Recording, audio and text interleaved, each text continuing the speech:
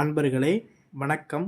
நாம் இன்னைக்கு வீடியோ தொகுப்பில் எதை பற்றி நம்ம பார்க்க போகிறோம் அப்படின்னா, அதாவது வசிய விபூதி செய்கிற முறையை பற்றி தான் நம்ம இன்றைக்கி பார்க்க போகிறோம். இந்த வசிய விபூதியை யாரெல்லாம் பயன்படுத்தலாம் அப்படின்னா, சக மக்கள் எல்லாருமே இந்த வசிய விபூதியை பயன்படுத்தலாம். ஏன்னா இன்றைய காலகட்டங்களில் ஒரு நபருக்கு தேவையான சக்தி என்ன அப்படின்னா வசீகர சக்தி தான்.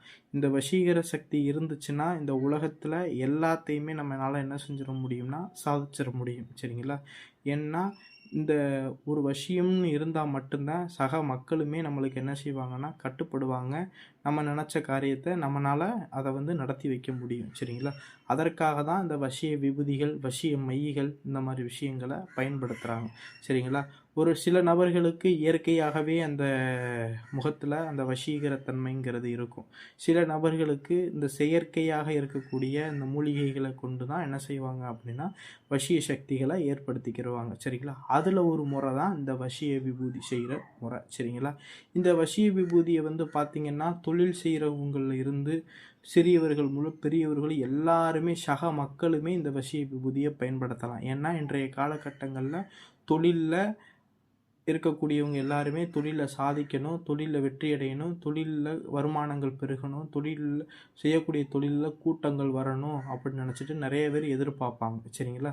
அது சமயத்தில் இந்த வசிய விபூதியை நம்ம தொழில் பண்ணக்கூடியவங்க பயன்படுத்தணும் அப்படின்னா கண்டிப்பாக என்ன செய்வாங்கன்னா நம்மளுடைய கடைக்கு கூட்டங்கள் அதிகரிக்கும். சரிங்களா? வருமானங்கள் பெருக ஆரம்பிக்கும்.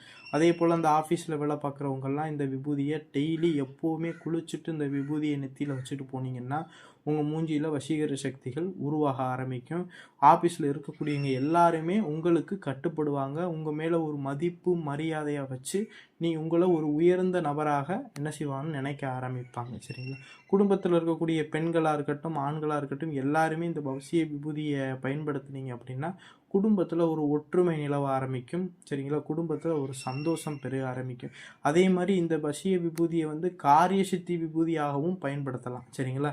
ஏன்னா ஏதாவது ஒரு காரியம் உங்களுக்கு அந்த காரியம் வெற்றி அடையணும்னு நீங்கள் நினைக்கிறீங்க அப்படின்னா நீங்கள் அந்த காரியத்துக்கு போகும்போது இந்த விபூதியை கொஞ்சோண்டு நெற்றியில் எடுத்து வச்சுக்கிட்டு இந்த மந்திரத்தை 3 தடவை சொல்லிவிட்டு இந்த நெத்தியில் இந்த விபூதியை எடுத்து பூசிக்கிட்டு போனீங்க அப்படின்னா கண்டிப்பாக அந்த காரியம் நினச்ச மாதிரியே நடந்துடும். சரிங்களா? இதை காரிய சித்தி விபூதியாகவும் பயன்படுத்தலாம்.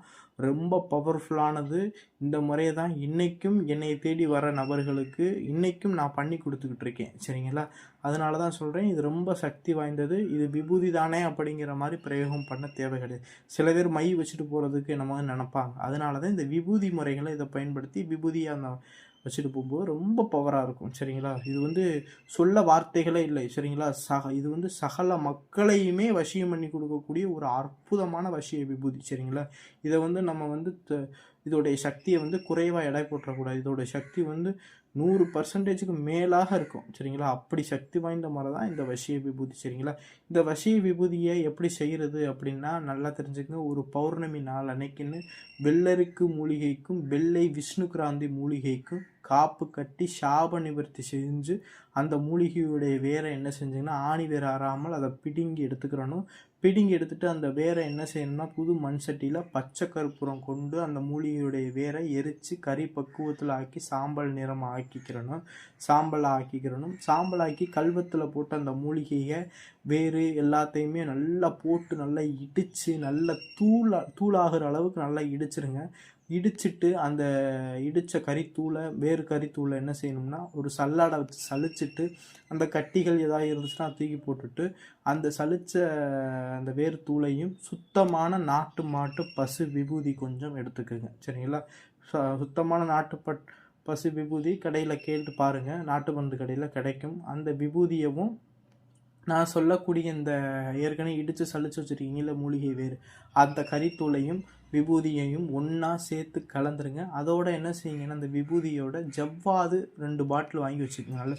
நல்லா ஒரிஜினல் ஜவ்வாதான் வாங்கி வச்சுட்டு அந்த ஜவ்வாதை என்ன செஞ்சுக்கங்கன்னா ஒரு 2 பாட்டில் வாங்கி அந்த ஜவ்வாதையும் இந்த விபூதியோட கொட்டி கலந்து வச்சுக்கோங்க. இப்படி கலந்து வச்சுட்டு அந்த விபூதியை என்ன செய்கிறீங்கன்னா ஒரு செம்பு தாம்பாளம். சரிங்களா? இந்த இதுக்கு செம்பு தாம்பாளத்தை பயன்படுத்தலாம், இல்லைன்னா வாழை இலையை பயன்படுத்தலாம். சரிங்களா? மற்றபடி பித்தாளை சில்வர் இந்த மாதிரி விஷயங்களை பயன்படுத்த வேணாம். செம்பு தாம்பாளம், காப்பர் தாம்பாளம், இல்லைன்னா வாழை இலை, சரிங்களா?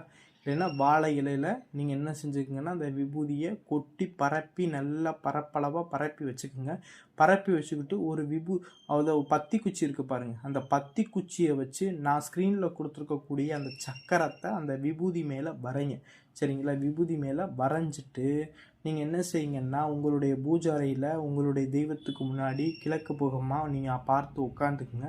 உட்காந்துக்கிட்டு உங்கள் முன்னாடி ஒரு மண் அகல் விளக்கில் சுத்தமான நெய் ஊற்றி திரி போட்டு விளக்கேற்றி வச்சுக்கிட்டு அந்த விளக்குக்கு முன்னாடியும் உங்கள் முன்னாடியும் என்ன செய்கிறீங்கன்னா அந்த தாம்பாளத்தட்டில் விபூதி பரப்பி சக்கரம் மறைஞ்சி வச்சுருக்கீங்க பாருங்க, அந்த சக்கரத்தை உங்கள் முன்னாடி வச்சுக்கோங்க. அந்த சக்கரத்தை சுற்றி கொஞ்சம் மல்லிகைப்பூ கொஞ்சம் போட்டு வச்சுக்கோங்க. அந்த பூஜை ரூம் முழுவதுமே என்ன செஞ்சுக்கிங்கன்னா வாசனை திரவியங்கள் தெளித்து நல்ல நறுமணமாக சாம்பிராணி புகையெல்லாம் போட்டு என்ன செய்யுங்க ரெடி பண்ணி வச்சுக்கோங்க.